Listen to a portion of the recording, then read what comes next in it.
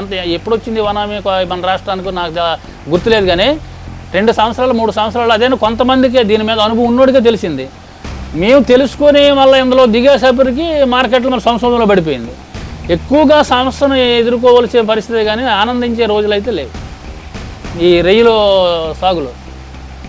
దీని మీద మేత డీలరు, మందులు కంపెనీలు, ఎక్స్పోర్ట్ వాళ్ళు వీళ్ళకే లాభాలు తప్ప రైతుని మట్టుగా బతకనివ్వక సంపిక మధ్యలోని మట్టుగా ఆడిస్తున్నారు. రైతుకి పూర్తిగా చంపేస్తే మరి బిజడపోద్ది, ఎందుకంటే పూర్తిగా మానేస్తాం, రైతులందరం ఆపేస్తాం. ఎన్ని సంస్థలు గాలి పడిపోతాయి, యాచరీలు పడిపోతాయి, ఎక్స్పోర్ట్ వాడు పడిపోతాడు, కోట్ల రూపాయలు పెట్టుబడులు కదా.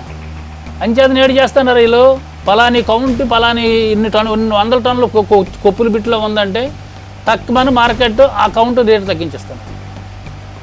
రైతు కాడ లేని కౌంట్ రేటు వెళ్తాడు, మనకాడ లేని కౌంట్ కాడు 1000 రూపాయలు కేజీ ఇచ్చినా సరే నాకు లేదు కౌంట్, మనకాడ ఉన్న కౌంట్ ఆడు పడదంటున్నాడు. ఏం చేస్తాడు రైతు? ఇప్పుడు చైనా వాడికి 100 కౌంట్ కావాలంటాడు, నా దగ్గర 30 కౌంట్ ఉంది, మాకు 100 కౌంట్ అయితే తీసుకుంటామంటే 30 కౌంట్ మాకు అక్కర్లేదు అంటాను. దీని మీద మేము బెంబేలు ఎత్తిపోతాను.